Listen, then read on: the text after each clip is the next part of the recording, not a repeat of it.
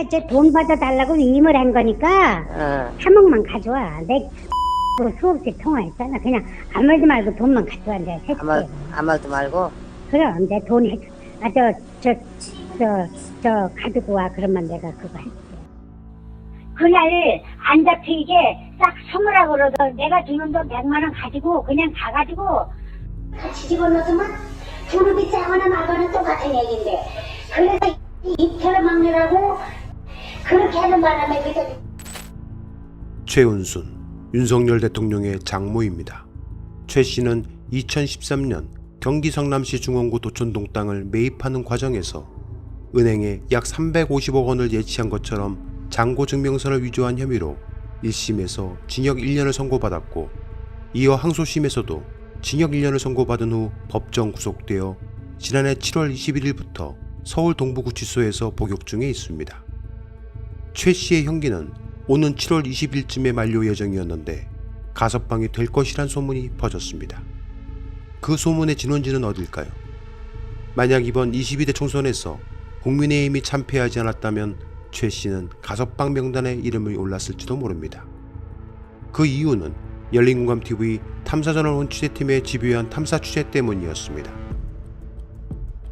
지난 3월 14일경 취재팀은 어렵게 취재원을 통해 최은순 씨의 곁에서 약 22년간 살림을 도맡아온 이모 씨를 양평에 있는 한 제빵소에서 만날 수 있었습니다. 이 씨는 최은순 씨가 과거 양평에서 러브 모텔인 뉴월드 호텔을 운영할 당시부터 함께 했으며 현재는 온요양원으로 이름을 바꿔 운영 중에 있는 곳에서 요양원 사람들의 식단을 관리하는 일을 하고 있습니다. 그러므로 누구보다도 최 씨와 그의 가족에 대해 속속들이 잘 알고 있는 걸로 보입니다. 이 씨는 취재원을 지난 3월 14일 만나 다음과 같이 귀띔해 주었습니다. 한 달만 있으면 나오십니다.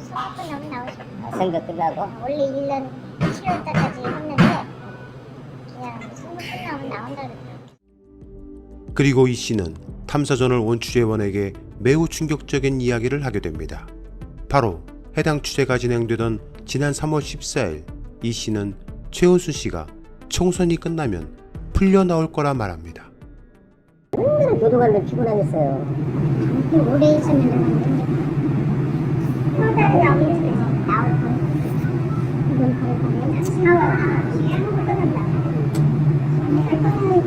대부분 돈이 안 나오더라고요. 또 나오는 기자들이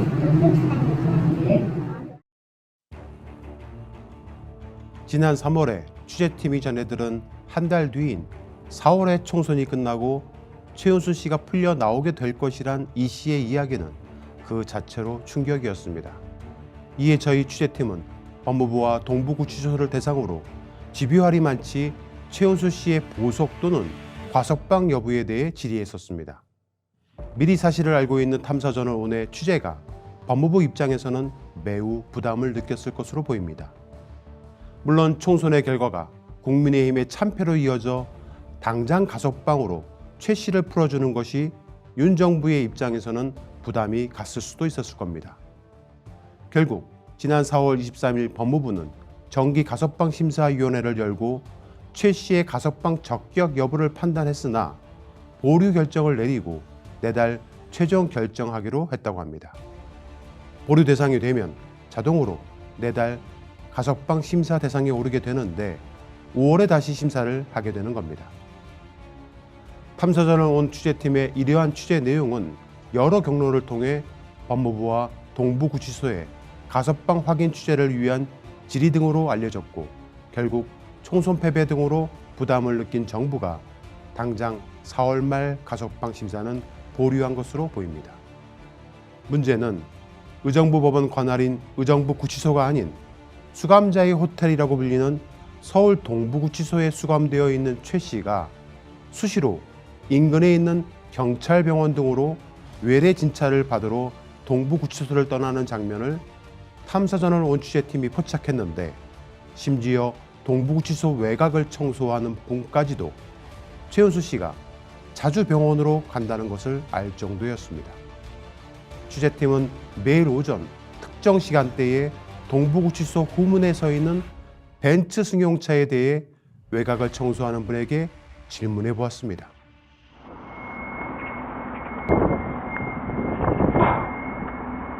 선생님, 저 벤츠는 누구 거예요? 벤츠요? 예? 아니야, 궁금해가지고 뭐 벤츠가 있어야 되겠네.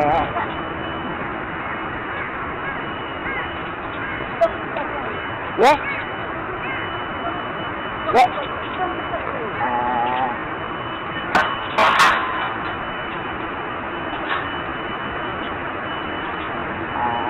세우수 있어요? 예. 세우수 있어요? 최 씨는 1년의 형기 기간 중 거의 대부분의 시간을 동부구치소 인근에 있는 경찰병원에서 지내고 있다는 저희 보도에 대해 그 어떤 답도 내놓지 못하고 있습니다. 그런 최 씨가 오는 5월 15일 석가탄신일을 맞아 그 전인 5월 8일 재심사를 통해 특사로 5월 10일쯤 가석방 될 것이라 내용을 취재원에게 다시 말하고 있습니다. 그와 나눈 카톡 대화 내용입니다. 보시는 바와 같이 최은수 씨와 22년 된 집안일을 돌봐주는 이모 씨는 저희 취재원에게 5월 10일 나온다고 말하고 있습니다. 과연 그럴까요? 이에 대해 법무부 측은 말도 안 되는 일이라며 발끈합니다. 열린공감TV 탐사전으로 오랜 서정필 기자라고 하는데요. 예. 저희가 최은수 씨 최측근 분, 그러니까 아주 가까운 분 제보로 예. 5월 10일쯤에 최은수 씨가 가석방이 될 거라고, 그러니까 이번 심사가 다음 달로 연기되고 그때 나올 거라는 얘기를 접했는데 혹시 그게 사실에 부합하는지 좀. 확인받을 수 있을까요? 지금 우리 가석방 심사위원회는 아직 개최도 안 했는데 그 결과를 지금 미리 그거를 예단한다는 거는 그건 말이 안 되는데요. 이거 지금 이제 그 뭐 최측근이라는 분이 어떤 분인지 모르겠는데. 네, 저희도 제보받은 거여서. 네. 예, 왜냐면 지금 그분의 말을 듣고 이 기사를 쓰시면 안 되거든요. 그럼 이제 제가 좀 사실관계 하나만 더 여쭤보면은 4월께 보류됐다는 얘기는 그럼 5월 달에는 다시 심사합니다. 그러면은 최은순 씨에 대해서 다시 심사가 이루어졌겠군요. 5월 달에 열리면. 최은순 씨, 그렇죠. 최은순 씨뿐 말고 나머지 다른 사람들도 다 있죠. 근데 이제 거기에 중량 최은순 씨도 포함이 됐다. 포함이 됐다. 그러니까 한 달이 연기된 것이다. 보류된 것이다. 이렇게 이해하면 되겠군요. 그렇죠. 예, 연기된 거다. 연기됐기 때문에 그 결론에 대해서는 아무도 모른다. 법무부의 공식 입장은 5월 재심사를 통해 가석방 여부를 결정한다는 겁니다. 하지만 최 씨의 오랜 측근은 5월 10일쯤 나온다고 말했습니다. 어떤 쪽의 말이 맞을지 시청자 여러분이 끝까지 지켜봐 주시기 바랍니다. 저희 탐사전은 오는 끝까지 최은수 씨의 부당한 특혜성 보석이나 가석방이 아닌 만기 출소가 이루어질 때까지 질문하고 또 질문하도록 하겠습니다. 지금 영상에서 보시는 사람의 이름은 김진우, 최은수 씨의 큰 아들이자 김건희 씨의 오빠입니다. 최 씨를 면회하고 일행과 함께 나오는 장면입니다. 최은수 씨를 일주일에 4회 정도 면회가는 최 씨의 큰 아들이자 김건희 씨의 오빠인 김진우 씨는 보시는 바와 같이 사지가 멀쩡한 비장애인입니다. 그런데 그가 특정 등급 장애인만 발급받을 수 있다는 장애인 주차 스티커를 자신의 차량에 부착하고 장애인 전용 주차구역에 주차하고 있는 것을 저희 취재팀이 발견하고 매주 토요일 방송하는 공짜장 썰전을 통해 보도한 바 있습니다. 근데 아까 김진우 씨 나오는 거 보셨을 때 무슨 결정하잖아요. 자, 어떤 차를 저희가 추적을 했는데 이 차가 김진우 씨 차예요. 최은수 씨가 타고 다니던 차 중에 하나였다는 얘기도 있고 김건희 씨가 타고 다니던 차라는 얘기도 있어요. 최은순이나 김건희나 김진우나 다 사지가 멀쩡한 사람들 아닙니까? 그렇죠. 네, 자 봅시다. 자 보시면 이 보세요. 지가 왜 장인석에다가 저렇게 딱 골때리지 않습니까? 장애인 차 아니 사지가 멀쩡한 사람이 장애인 전용 주차 구역에다가 일반인들이 차를 세우면 과태료가 10만 원, 9만 원 뭐 넘어요. 10만 원까지 들어갔는데. 네. 근데 저도 사지 멀쩡한 사람이 장애인 딱지를 붙이고 불법이죠. 자기 혼자 딱 세우려고. 이 보도는 265만 장애인과 그 가족들에게 자괴감을 주는 보도였습니다. 하지만 그 어떤 레거시 미디어도 해당 보도를 받아주지 않았습니다. 약 20여만 명이 본방을 시청했고 74만여 명이 쇼츠 영상 등으로 시청을 했지만 그 어떤 언론도 정치인들도 김건희 오빠 김진우 씨의 장애인 주차구역 꼼수 행위에 대한 잘못을 지적하는 곳은 없었습니다. 시청자 여러분, 최은수 씨와 김건희 씨, 그들 가족에게 특혜는 당연한 것이며 그들이 누리는 특권은 검사라는 무소불위의 힘을 가진 권력자들로부터 나온다는 것을 증명이라도 하듯 살아온 것이 아닌가 생각이 됩니다. 윤 대통령의 장모 최은수 씨를 22년간 보필해온 이모 씨에 의하면 문제의 양평공원 지구 아파트가 어찌된 영문인지 굉장히 일찍 분양이 모두 끝나면서 최 씨 일가가 큰 돈을 벌게 되었다고 말하고 있습니다. 그녀의 이야기를 들어보겠습니다. 다 먹고 살자고 하는 거지. 진짜 뭐 사업가들이 뭐 제대로 깨끗한 사람 있어? 그렇지? 지금 이제 양평하고 그게 제일 부러워서 그게 엄청 빨리 돼서 이제 같이해서 어쨌든 누가 봐줬으니까 그렇게 되는 거지. 그렇죠. 누가 뒤에서 좀 봐줬겠지. 열린공감TV 탐사저널 온 취재팀은 최은수 씨의 내연남이자 윤 대통령의 장인으로 불리는 김춘식 씨의 제2국정농단 의혹 보도를 시리즈로 보도한 바 있습니다. 특정 보도가 나가자 대통령실에는 비상이 걸렸고 급기야 김춘식 씨는 부랴부랴 이민을 간다며 자신이 그동안 수집해온 골동품 등을 처분한다고 이민세일 현수막을 내걸기도 했었습니다. 그렇게 김춘식 씨는 오랫동안 자신의 집무실로 사용했던 양평 명인샘 갤러리를 떠났습니다. 대외적으로는 이민을 가는 것으로 위장했지만 실제는 연희동 쪽으로 이사를 간 것으로 보입니다.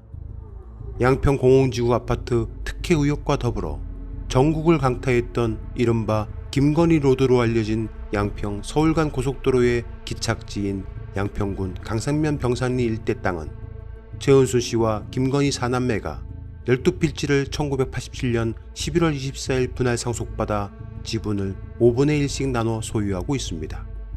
87년은 김건희 씨의 부친이 사망한 해이기도 합니다. 지난해 7월 양평고속도로 특혜 의혹이 불거지자 당시 원희룡 국토부 장관은 해당 토지는 김건희 씨 일가의 선산이기 때문에 개발 자체가 되지 않는다고 말했습니다. 즉 선산이기 때문에 개발 목적이 아니라는 설명이었는데 해당 토지들은 아주 오래전부터 지목 변경, 등록 전환 등 토지에 대한 개발을 착착 준비해온 정황들이 발견되기도 했습니다. 김씨 일가 땅에 도착하면 눈에 띄는 것이 파란 지붕의 전형적인 패널 구조물 형태의 창고입니다. 병산리 1000-2, 1000-5, 1000-10 토지 세 필지는 등기부 등본상 김춘식 씨가 2000년 7월 18일 소유권을 취득한 것으로 되어 있습니다. 김춘식 씨는 도대체 최은수 씨 가족과 어떤 관계이길래 그들 가족이 공동 소유하고 있는 땅에 소유권자로 등록되어 있을까요? 앞서 말씀드린 파란 지붕의 창고도 저희 취재팀이 취재한 바에 의하면 김춘식 씨의 골동품들을 보관하는 수장고로 쓰고 있다고 합니다. 문제는 김건희 씨 일가 땅인 이곳을 김춘식 씨가 아주 오래전부터 지목 변경을 직접 했던 사실들을 탐사저널 원 취재팀이 확인했습니다. 그리고 너무도 충격적인 사실을 알게 되었습니다. 시청자 여러분, 지금 보시는 문서들은 김춘식 씨가 부랴부랴 이민을 간다며 양평 자신의 집무실을 떠나며 버리고 간 쓰레기 더미 속에서 찾아낸 서류의 일부입니다. 해당 서류 중 토지대장을 살펴보면 양평 강산면 병산리 1000-2에 대한 소유권 이전을 김춘식 씨가 2000년 7월 18일 이전받게 됩니다. 그리고 5년 뒤인 2005년 6월 23일 지목 변경을 하게 되는데 양평군에서는 이미 2002년 5월 26일 산지 전용 허가지 복구 준공 통지를 통해 주택 및 창고 목적으로 토지 개발을 하는 것을 허가해 줘 버립니다. 이런 김춘식 씨가 양평에 제출한 산림형질 변경 허가 신청서에와 산림형질 변경 허가증에 고스란히 기록되어 있기도 합니다. 그런데 여기서 취재팀은 소름 끼치는 충격적 서류를 발견하게 됩니다. 바로 김춘식 씨가 2005년 토지 이용 계획을 양평군에 제출하면서 강상면 병산리 천다시2번지 일대를 가로지르는 고속도로 계획안을 그려놓은 겁니다. 자, 여기를 이렇게 보시면 이 땅들이 김건희 씨 일가의 땅인데 여기에 바로 고속도로 계획선이라고 뚜렷하게 적혀 있습니다. 이 서류에 적힌 고속도로 계획선은 저희 탐사전을 온 취재팀에겐 정말 너무도 큰 충격이었습니다. 그 이유는 작년 원희룡 전 국토부 장관이 말했던 김건희 씨 일가의 선산이기 때문에 개발계획 따위는 없었다라는 호언장담과 정치 생명을 걸겠다고 말했던 그 모든 것이 완전 거짓말이 되는 순간이기 때문입니다. 김추시 씨가 버리고 간 해당 서류들은 저희 탐사전원 취재팀이 잘 보관하고 있다가 만약 양평고속도로 특혜 의혹 특검이 열리게 된다면 국회에 제출할 용의가 있습니다. 최은순 씨와 가족의 식사와 허드렛 일을 22년간 돌봐준 이 씨는 취재원에게 윤석열 대통령은 검찰총장으로 끝냈어야 했다며 다음과 같이 말하기도 했습니다.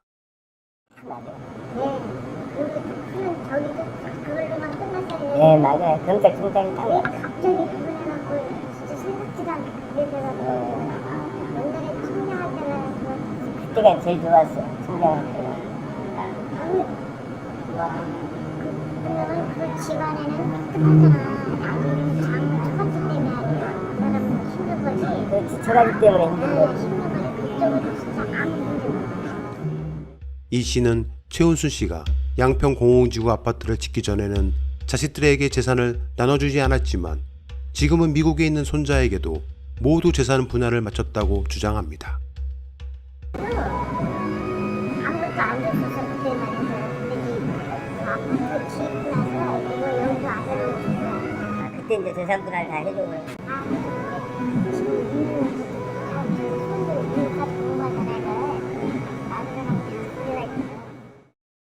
이 씨의 주장은 최은순 씨의 또 다른 30년 가까이 지인이었던 취재원에게서도 확인할 수 있었습니다. 딸 그 아들한테 제일 많이 줬을 거야. 큰딸 아들. 그놈이 외국에 유학 보낸 것도 다 김건희가 얘기해서 미국 그 유학 보냈잖아. 그 나경원이 그거 쪽에. 국제학교. 예. 그래가지고 뭐 그때 나 만났을 때 그러더만 세계에서 세 번째 좋은 회사로 들어갔대. 그래서 내가 아니 회장 백이 있어서 그런 좋은 회사 들어갔네. 그러니까는 저기 뭐야 뭐 백 있어서 들어가. 공부 잘해갖고 들어갔지 그러더라. 백 있으니까 들어가지 뭐. 본인은 손주들한테까지 재산 분할 다 해놨잖아. 다 해놨을 거예요. 재산이 좀 많아요. 난 그 재산 어디서 그렇게 많이 났는지 모르겠어. 양평고속도로 특혜 의혹에 이어 또다시 전국은 김건희 씨의 명품 가방 수수 사건으로 들썩였습니다. 외신들도 앞다투어 한국의 영부인이 명품 가방을 수수했다고 일제히 보도했습니다. 정말이지 국제적 망신이 아닐 수 없었습니다. 그러자 대통령실은 명품 가방을 수수한 김건희 씨에 대한 조사는 전혀 하지 않고 오히려 검찰은 가방을 전달한 최재형 목사에 대한 수사에 착수하고 최 목사를 스토킹 혐의로 입건하기에 이르렀습니다. 참으로 어처구니 없는 일이 아닐 수 없습니다. 김건희 씨에 대한 명품 가방 수수 사건이 불거지자 대통령실은 대통령 부부에게 접수되는 선물은 대통령 개인이 취하는 게 아니라 관련 규정에 따라 국가에 귀속돼 관리된다며 선물을 돌려주지 않고 대통령 기록물 관리법에 의해 대통령 기록물로 규정하고 대통령 기록관에 보관했다고 발표를 했습니다. 과연 그럴까요? 최은순 씨와 김건희 씨 가족의 허드렛 일을 22년간 도와준 이모 씨는 저희 탐사전을 온 취재팀에게 또 하나의 매우 충격적인 이야기를 전해주었습니다. 바로 최은순 씨가 감옥에 들어가기 전에 서초동에 있는 아크로비스타 김건희 씨의 집에 가서 쏟아져 들어온 선물들을 가져왔다는 겁니다. 직접 그녀의 이야기를 들어보겠습니다.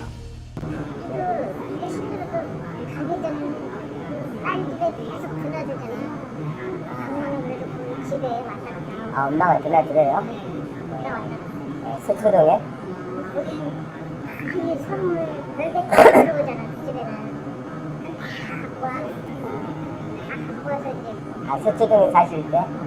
그쪽에 지금은 이제 뭐 있으면 진짜 선물이 많이 들어오잖아 거기는. 그러면 이제 식당에 한번 가시고 다 갖고 와서 있으면 다 갖고 오고. 이 씨의 이야기는 정말 충격이 아닐 수 없었습니다. 김건희 씨의 모친 최은수 씨가 서초동 아크로비스타로 직접 가서 사위 윤석열이 대통령에 오르고 난 뒤 쏟아져 들어오는 선물들을 모아서 다 가져왔다는 겁니다. 시청자 여러분, 하지만 이건 놀라운 일도 아닐 듯 싶습니다. 지금부터 저희 열린광TV 탐사저널 온 취재팀은 정말 매우 충격적인 사진 한 장을 공개하려 합니다. 먼저 해당 사진을 공개하기에 앞서 시간을 잠시 작년 11월경으로 돌려보도록 하겠습니다. 지난해인 2023년 11월 24일 윤석열 대통령 부부는 부산 세계 박람회 유치 성공을 위해 프랑스 파리를 방문한 둘째 날을 맞이했습니다. 프랑스에서의 마지막 공식 일정으로 11월 24일 저녁 프랑스 파리의 브롱나르궁에서 개최된 국경일 리셉션에 윤 대통령 부부는 참석합니다.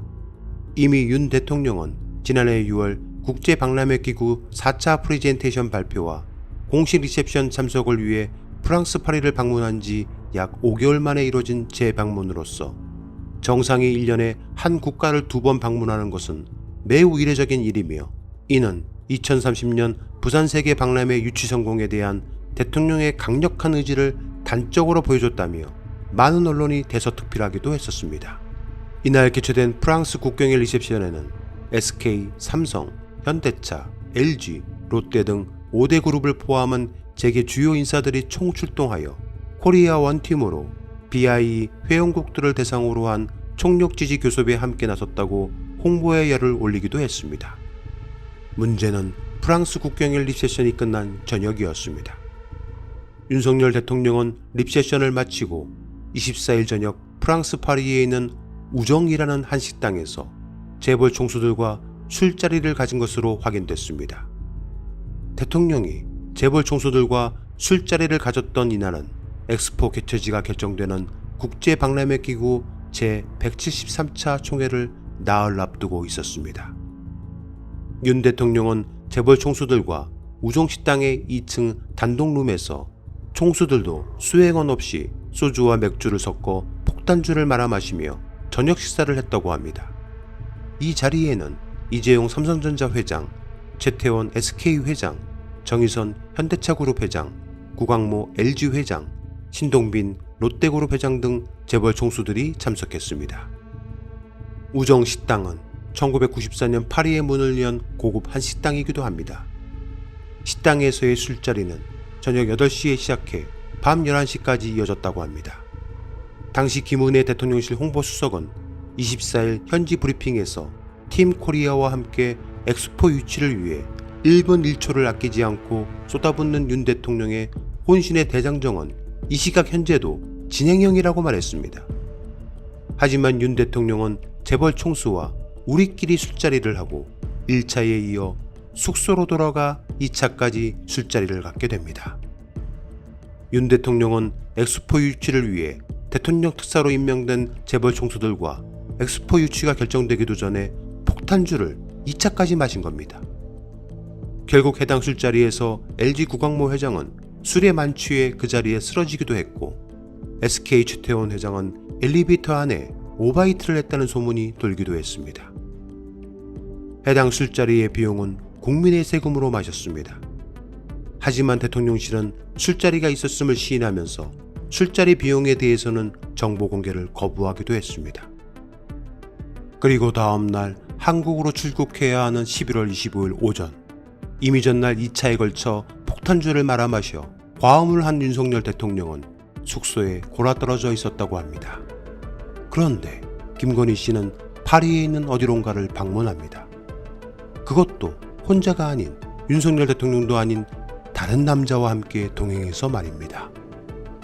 프랑스 파리 중심부의 오드센 파리 인근의 프랑스 하면 떠오르는 명품 루이비통 재단이 있습니다. 바로 그곳 루이비통 재단 미술관에 김건희 씨는 한 남자를 대동하고 갑니다. 표면적 목적은 루이비통 재단에서 전시되고 있는 마크 로스코 특별전을 관람하기 위한 것으로 보입니다. 하지만 윤석열 대통령이 전날 폭음으로 골아떨어져 있던 그 시각, 왜 하필이면 한 남자와 함께 나란히 그것도 바로 가까이에 서서 사진을 찍고 전시를 관람했을지는 의문입니다. 그 남자의 정체는 과연 누굴까요? 윤석열 대통령이 2차에 이은 재벌 총수들과의 과음과 폭음으로 자고 있던 시각, 김건희 씨는 바로 이 남성과 함께 파리 중심부에 있는 루이비통 재단을 찾아갔습니다.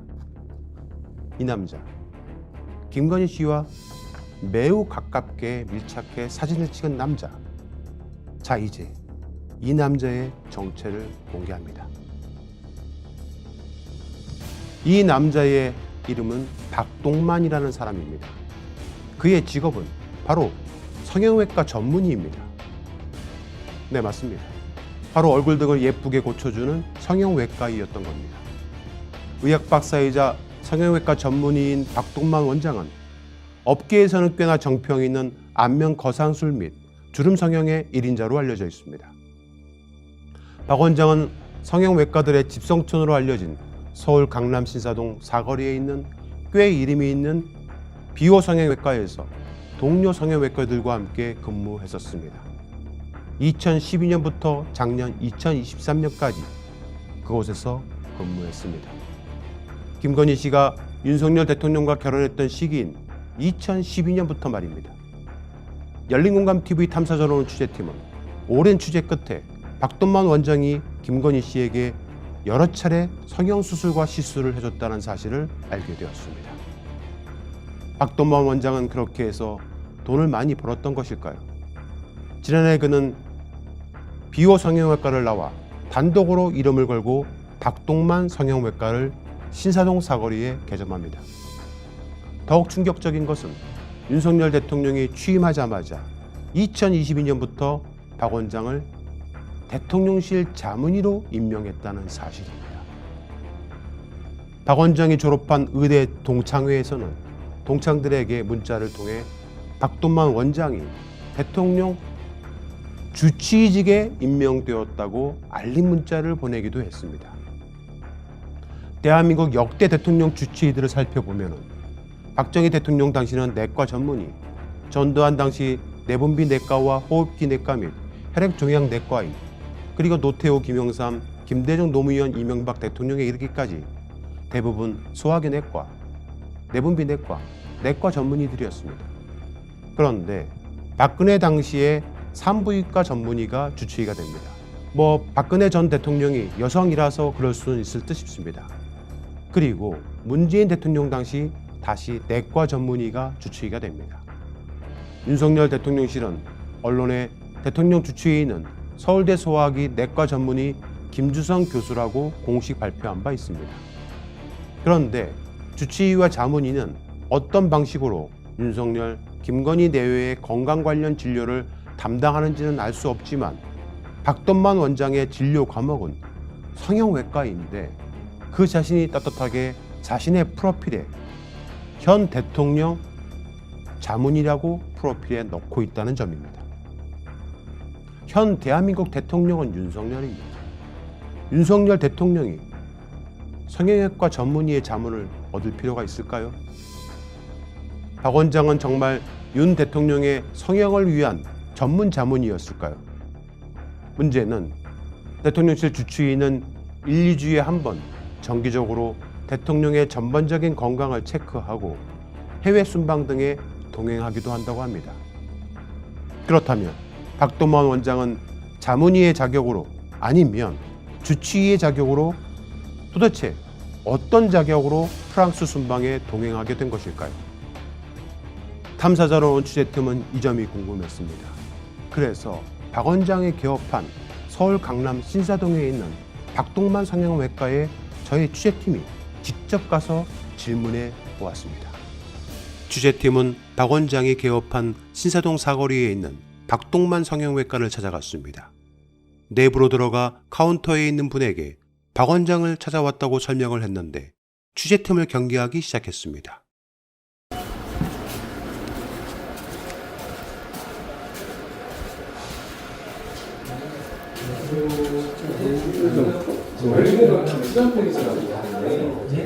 기자인데요, 혹시 원장님들이 관심 있을까요? 기자들이 뭐 때문에?